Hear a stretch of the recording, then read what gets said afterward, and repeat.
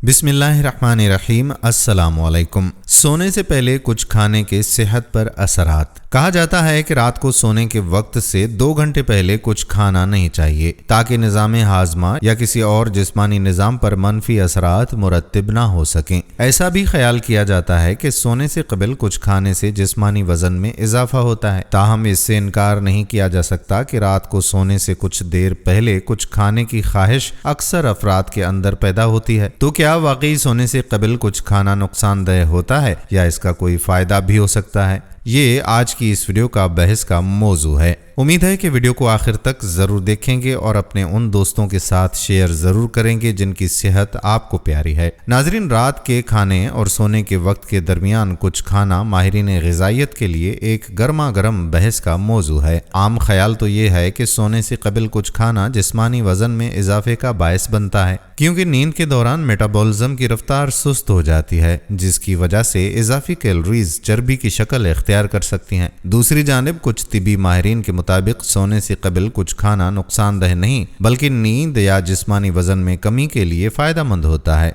तो यही वजह है कि बेशतर अफराद को समझ नहीं आता कि बेहतरीन ऑप्शन कौन सा है। दरहकीकत मुतअद्दिद तहकीकी रिपोर्ट्स में सोने से कबल खाने की आदत को जिस्मानी वजन में इजाफे से मुंसलिक किया गया है। बात करेंगे नुकसानदेह आदत अपनाने के इम्कान का। दोस्तों, मौजूदा शवाहिद में ऐसी कोई ठोस वजह सामने नहीं आई है जिससे साबित होता हो कि सोने से कबल खाना जिस्मानी वजन में इजाफे का बायस बनता है, मगर मुतअद्दिद तहकीकी रिपोर्ट्स में साबित हुआ है कि इस आदत को अपनाने वाले बेशतर अफराद का जिस्मानी वजन बढ़ता है। इसकी वजह बहुत सादा है और वो ये है कि सोने से कुछ देर कबल कुछ खाना बुनियादी तौर पर इजाफी खुराक और इजाफी कैलोरीज है। ना सिर्फ ये बल्कि अक्सर अफराद को रात के वक्त ज्यादा भूख लगती है, जिसके बारे में तिब्बी साइंस का कहना है कि जिन अफराद को तनाव का सामना होता है उनमें भूख बढ़ाने वाले हार्मोन्स की सतह शाम में बढ़ जाती है। इसके नतीजे में सोने से कबल कुछ खाने से दिन भर की ज़रूरत से ज़्यादा कैलोरीज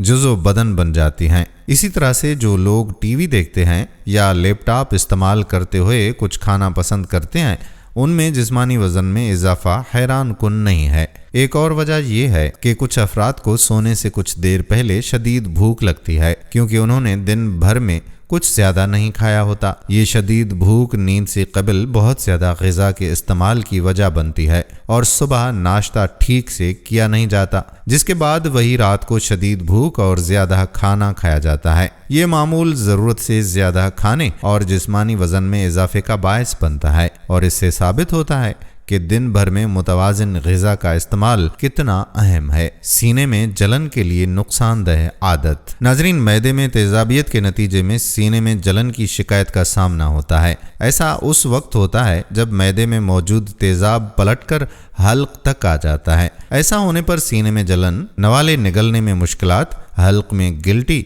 दांतों की फरसूदगी और दायमी खांसी जैसी अलामत का सामना होता है। अगर आपको इनमें से किसी भी अलामत का सामना होता है तो आपको सोने से कुछ देर कबल कुछ खाने से गुरेज करना चाहिए, क्योंकि ऐसा करने से तेज़ाबियत में इजाफा होता है। अगर आपको सीने में जलन या तेज़ाबियत का सामना है तो बेहतर है कि सोने के वक्त से कम से कम 3 घंटे कबल कुछ भी खाने से गुरेज करें। इसी तरह कैफीन वाली कोई भी चीज़ जैसे कॉफ़ी, चाय, चॉकलेट या दीगर को खाने पीने से गुरेज करें, क्योंकि इनसे अलामात की शिद्दत बढ़ सकती है।